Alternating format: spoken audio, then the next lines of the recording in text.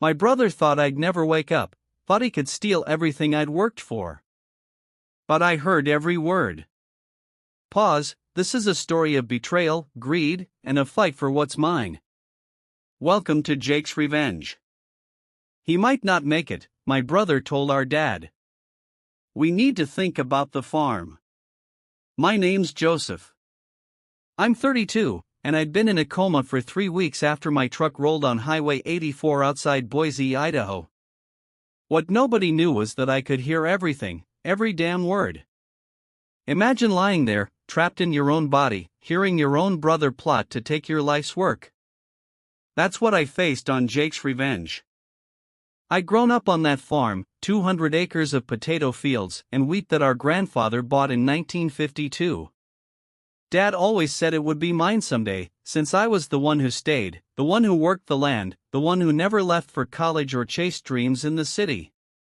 My brother Tyler had moved to Seattle 12 years ago, became some kind of marketing executive, visited maybe twice a year. But there he was, standing next to my hospital bed, talking to Dad about contingency plans and legal documents. His voice had that careful tone he used when he wanted something professional, smooth. Joseph wouldn't want the farm to just sit there, Tyler said. You know how he feels about the land. If something happens, we need to make sure it's protected.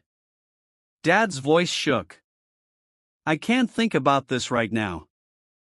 I know it's hard, but the lawyer said, we need to act fast if we want to avoid probate issues. Just temporarily, until we know more. I wanted to scream, wanted to tell them I was right there, listening to every word they said, but my body wouldn't move.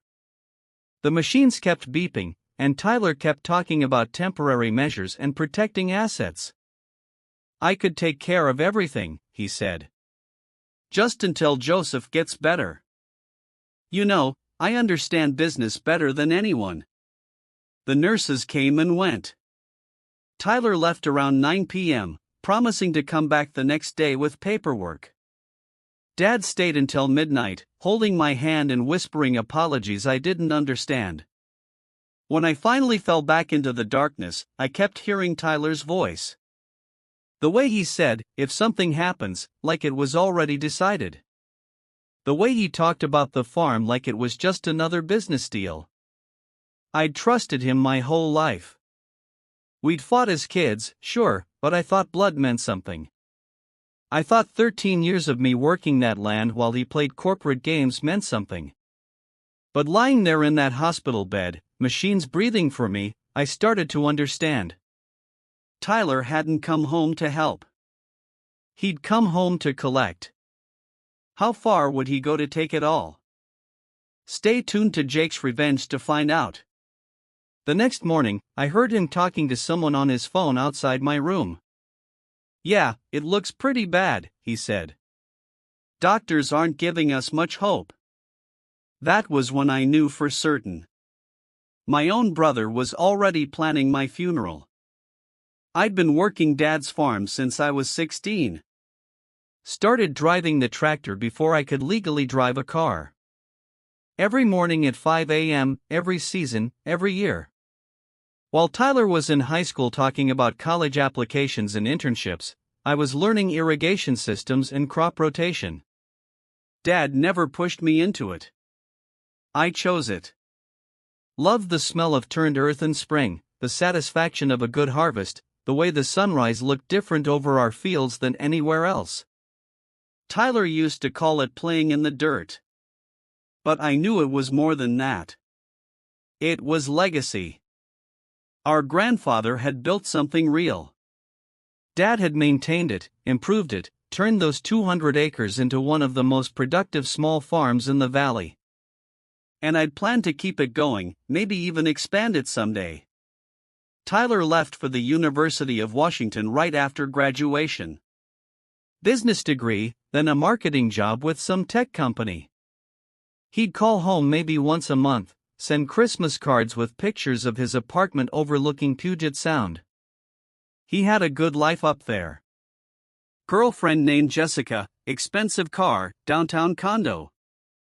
He'd visit for Dad's birthday and Thanksgiving, sometimes Easter if work wasn't too busy. Always polite, always asking about the farm, but never staying long enough to actually help with anything, never getting his hands dirty. I didn't resent it. Not really. We were different people. He liked cities and meetings and whatever it was marketing executives did all day. I liked open sky and honest work and knowing exactly where my food came from. But there had been signs, little things that bothered me more than they should have. Last Christmas, Tyler had asked a lot of questions about the farm's finances, how much we made per acre, what our equipment was worth, whether Dad had updated his will recently. He called it just curious, wanting to understand the family business better. Then in March, he'd suggested Dad should think about retiring. "You're 73, he'd said. You've earned some rest." When Dad said he wasn't ready, Tyler had pushed a little. "What if something happened to you? What if Joseph couldn't handle everything alone?" I'd laughed it off at the time, told Dad that Tyler was just being practical, thinking like a businessman. But now, lying in this hospital bed, those conversations felt different. The accident had happened on a Tuesday. I'd been driving back from the grain elevator when a tire blew and sent my truck into a rolling mess of metal and broken glass. The doctors told Dad I was lucky to be alive. Tyler had been on a plane from Seattle by Wednesday morning, but he hadn't come to pray for my recovery. He'd come to manage the situation. On the fourth day, I heard everything change. Tyler brought a lawyer to Dad's house. I knew because Dad came to the hospital afterward and sat by my bed for 2 hours, just holding my hand and crying. When he finally spoke, his voice was broken. "I'm so sorry, son. I don't know what else to do." The next morning, Tyler was back with documents. He set them on the bedside table like I wasn't even there. The lawyer explained everything. He told Dad, this way, if Joseph doesn't make it, the farm stays in the family. No probate, no taxes, no government getting involved. And if he does recover, we can always transfer everything back. Dad's signature sounded like scratching paper. 3 times. "You did the right thing," Tyler said. "Joseph would understand." That's when I knew I'd lost everything, not just the farm, but the life I'd built, the future I'd planned, the trust I'd given to the only family I had left.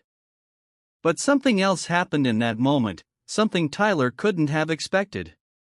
The anger didn't come hot and wild like I thought it would. It came cold and clear. I stopped trying to move, stopped fighting the machine, stopped hoping someone would notice I was awake. Instead, I started listening. Really listening. Tyler stayed in town for another week.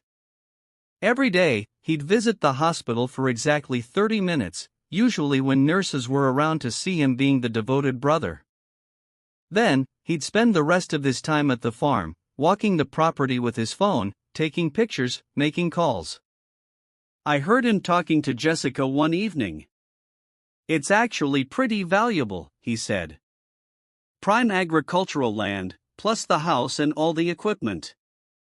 We're talking at least $2 million, maybe more if we subdivide and sell to developers." He wasn't planning to keep the farm. He was planning to cash it out.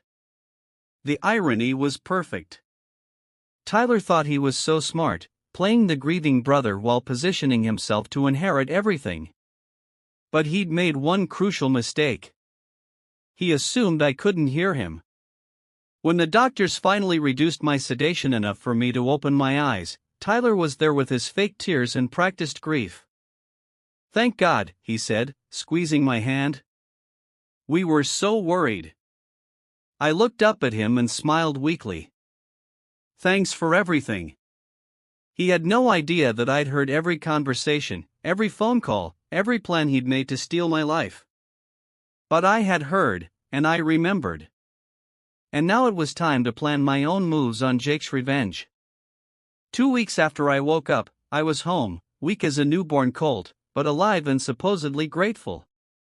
Tyler had extended his stay to help with the transition, which meant sitting in Dad's kitchen making phone calls while I relearned how to walk without falling over.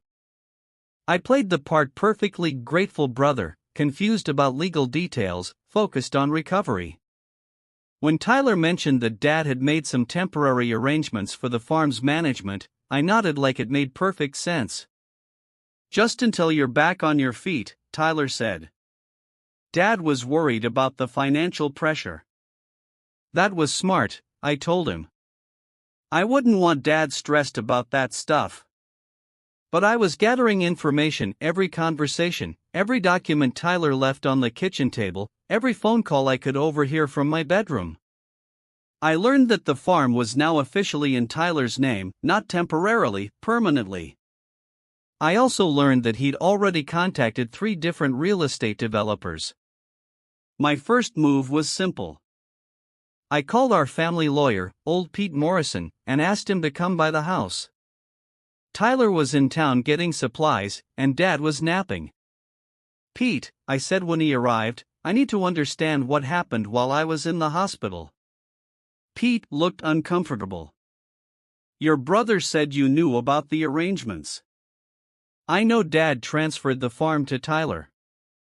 I just want to understand the legal details." Pete pulled out a file. "It's a standard deed transfer. Tyler convinced your father that if you didn't survive, the farm would be tied up in probate for years. He said it was temporary, just for protection. But the documents don't say temporary, do they?" Pete shook his head. "No, they don't. It's a complete transfer of ownership." "Can it be reversed?" "Only if Tyler agrees to transfer it back or if you can prove fraud or undue influence, which would be very difficult." I thanked Pete and asked him not to mention the visit to Tyler or Dad. He agreed, but I could see the worry in his eyes. That evening, I made my mistake. I confronted Tyler directly. "I talked to Pete Morrison today," I said during dinner. Tyler's fork stopped halfway to his mouth. "Oh, about what?" "About the farm transfer. About how it's not actually temporary." The room went quiet. Dad looked between us, confused. Tyler set down his fork and looked at me with something I'd never seen before, cold calculation. "Joseph, you're still recovering. You're not thinking clearly." "I'm thinking fine." "You lied to Dad. You told him the transfer was temporary, but you made it permanent." "I protected our family's assets during a crisis. You should be thanking me." Dad's voice was small. "Tyler, you said we could change it back." "We can, if that's what Joseph really wants, but he needs to understand the tax implications, the legal complexities. Maybe we should discuss this when he's fully recovered." That's when Tyler played his trump card. "Besides," he said, looking directly at me, "I've already invested considerable time and money into managing the farm's affairs, legal fees, consultations, planning. If Joseph wants the farm back, he'll need to reimburse those expenses." "How much?" I asked. $60,000 so far."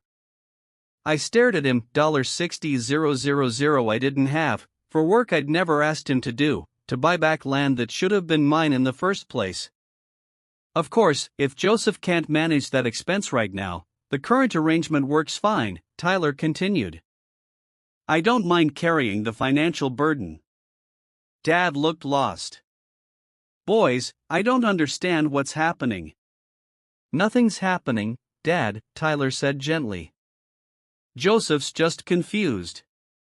The medications can affect thinking for weeks after a coma." I realized then that Tyler had prepared for this moment. He'd created a narrative where I was the unstable one, the confused patient questioning reasonable family decisions. Any move I made against him would look like mental instability or ingratitude. I'd shown my hand too early, and Tyler had expertly turned it against me. "You're right," I said finally. "I'm sorry. I'm still not thinking straight. Tyler smiled. No worries, brother. We're family. We'll figure it out together. But I saw the victory in his eyes. He thought he'd won. That night, I couldn't sleep. I kept thinking about Tyler's confidence, his prepared answers, the way he'd turned my questions into evidence of my instability. This wasn't opportunistic. This was planned. I got up at 3 a.m. and walked to the kitchen. Tyler's laptop was on the table, closed but not locked. I opened it quietly. His email history told the whole story. The first message was dated 2 days after my accident, Tyler writing to a land development company in Boise. I may have an opportunity for agricultural land acquisition in the next few months. Prime location for residential development. Another message, 3 days later, to a different company. Family farm may become available. 200 acres zoned agricultural but excellent potential for subdivision. But the worst one was to Jessica, sent the day before he'd brought the lawyer to Dad's house. Everything's falling into place perfectly. Joseph's not going to make it. And even if he does, the brain damage will probably make him incompetent. Dad's completely overwhelmed and trusting me to handle everything.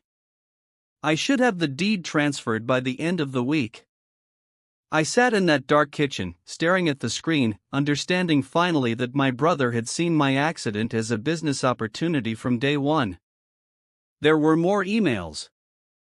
Tyler had researched the legal requirements for emergency deed transfers. He'd found the lawyer who specialized in crisis estate planning. He'd even looked up the symptoms of coma recovery to know what kind of confusion and memory problems he could expect me to have. He'd planned everything, except for one detail. I'd been conscious enough to hear his conversations. I closed the laptop and walked back to my room. Dad was snoring down the hall. Tyler was sleeping in my old room, like he owned the place, which legally he did. The next morning, I drove to town. My hands still shook a little, and I had to stop twice to rest. But I made it to the bank where Dad had done business for 30 years. Joseph, Betty Anderson, the branch manager, looked shocked to see me. We heard about your accident. How are you feeling? Getting better every day. Betty, I need to ask you about something confidential. Of course. Has anyone been asking about my dad's accounts recently or the farm's finances? Betty's expression changed. Well, your brother was here last month. He had power of attorney documents and said he needed to review everything for tax planning purposes. What did he look at? Account balances, loan information, property valuations. He seemed very thorough. Did he take any documents? He made copies of everything. Said he needed them for the lawyers.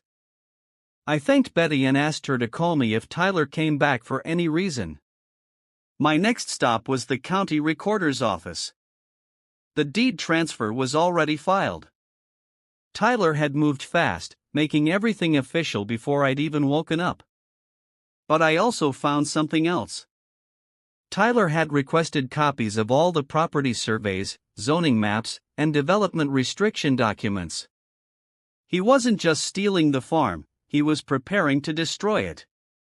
That afternoon, I called my cousin Danny in Oregon. Danny worked construction and knew people in land development. Joseph, man, I heard about your accident. You okay? I'm alive. Danny, I need a favor. Can you make some calls about land developers in the Boise area? I need to know if anyone's talking about a farm property near the city. Sure, but why? I'll explain later. Just see what you can find out. Danny called back 2 hours later. Your brother's been shopping your farm to 3 different companies. Word is he's asking for preliminary bids. The conversation ended, and I sat in my truck outside the post office, understanding finally that I wasn't just fighting to get my farm back. I was fighting to save it from being turned into another subdivision. I had advantages Tyler didn't know about. First, I was thinking clearly while he believed I was still confused. Second, I knew every inch of that land, every legal boundary, every easement and restriction that came with the property. Third, I had relationships Tyler had never bothered to build. My plan started with old Pete Morrison. "Pete, I need you to research something for me." Quietly. "What's that, Joseph?" "I want to know if there are any restrictions on subdividing our farm, environmental protections, agricultural preservation easements, anything that would prevent development."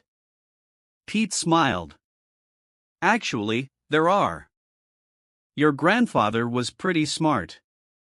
When he bought the land in 1952, he signed agreements with the state agricultural department that protected from development in exchange for tax benefits. Those agreements transfer with the deed. Are they still valid?" "As far as I know, let me check the current status." 2 days later, Pete called back. "Joseph, those protections are still in place. Anyone who tries to subdivide that land for residential development would be in violation of state agricultural preservation laws. The penalties are severe." "Does Tyler know about this?" "I doubt it. The agreements are buried in county records from 70 years ago. Most people wouldn't think to look." "Don't tell him." Next, I called Tom Bradley, who owned the farm adjacent to ours. Tom and I had been working together for 15 years, sharing equipment and coordinating irrigation. "Tom, I need to ask you about something. If someone wanted to develop my family's farm, how would that affect your operation?" "It would destroy it. The drainage runs from your property to mine. If they put houses and roads on your land, it would change the water flow completely. Plus, I'd lose my main access road. Would you be willing to fight that kind of development?"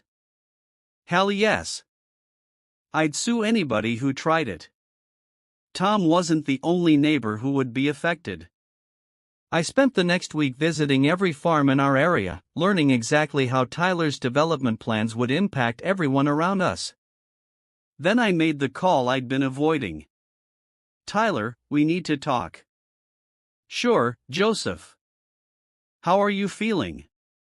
"Better. Good enough to start thinking about the farm's future." "That's great. What's on your mind?" "I want to buy it back from you." There was a pause. "Joseph, we talked about this. The legal fees alone, I know. 60,000, I think I can get a loan." "Really?" Tyler sounded surprised. "That's wonderful. When do you think you could have the money?" "Give me 2 weeks.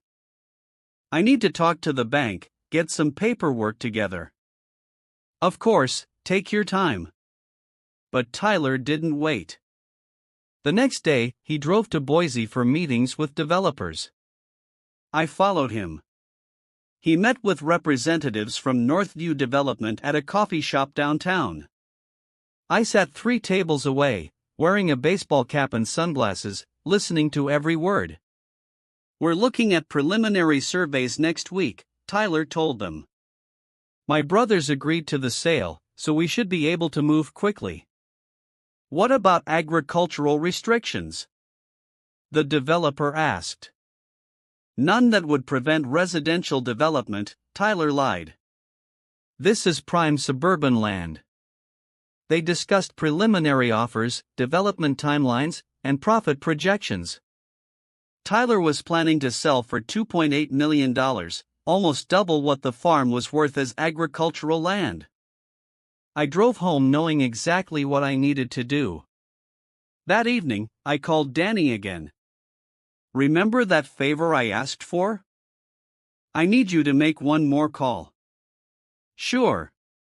Call Northview Development. Tell them you're a concerned citizen who heard about development plans for the old Morrison farm outside Boise.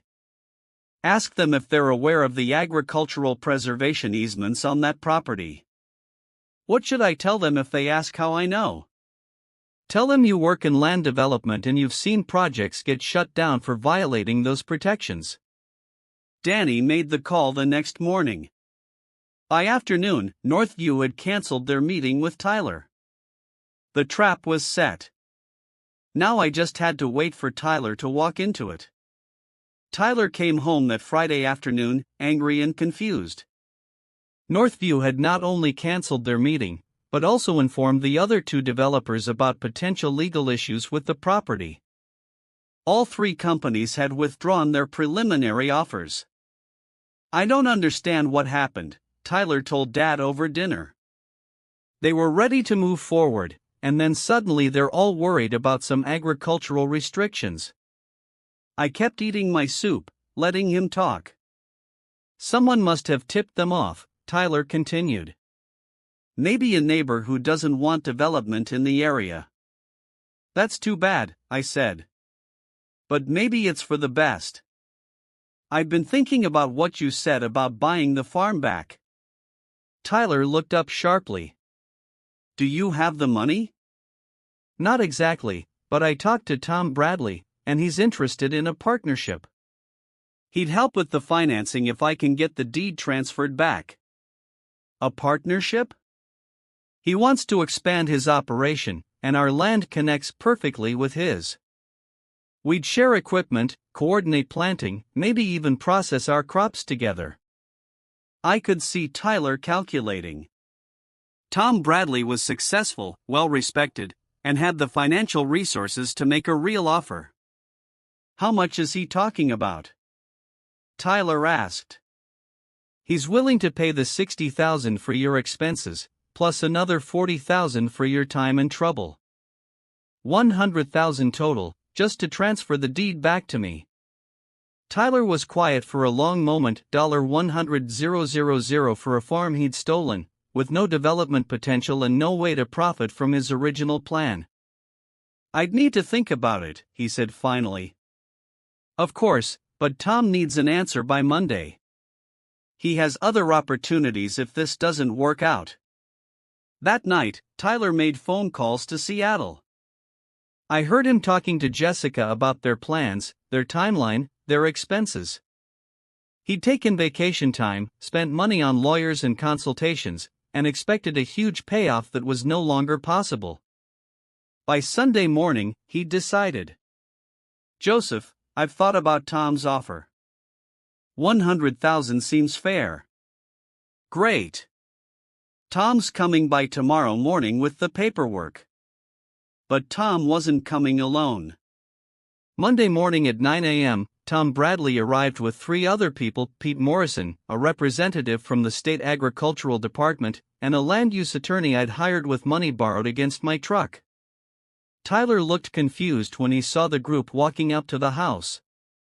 Joseph, I thought Tom was coming alone. Change of plans. We need to make sure everything's legal and proper. What followed was the most satisfying 30 minutes of my life.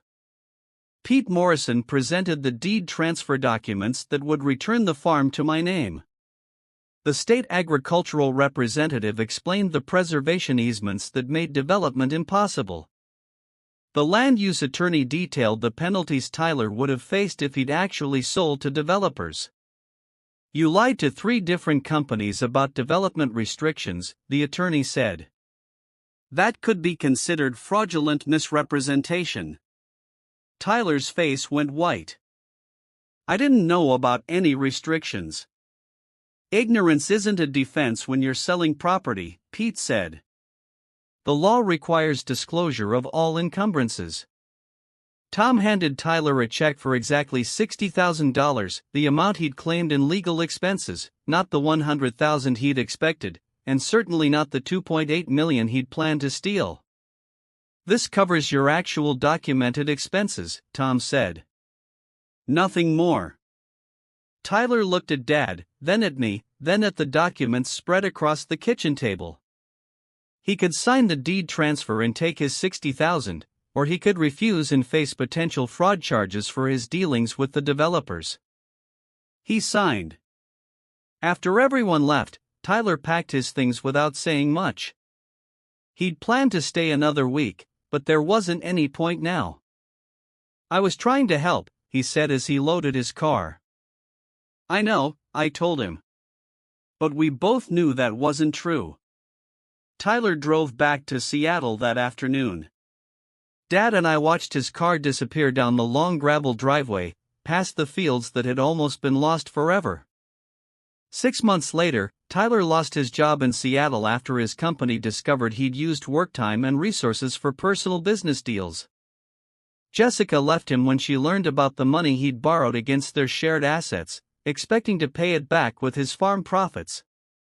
He eventually moved to a small apartment in Spokane, working as a sales representative for an office supply company. Dad started sleeping better once Tyler was gone. And we never talked about what had happened during those terrible weeks. Some wounds heal better in silence. I learned that you can't trust people just because they share your blood. But you can trust land to be what it's always been: honest, demanding, and worth fighting for. Thanks for watching Jake's Revenge. Don't forget to like, subscribe, and hit that notification bell for more stories of justice and comeback.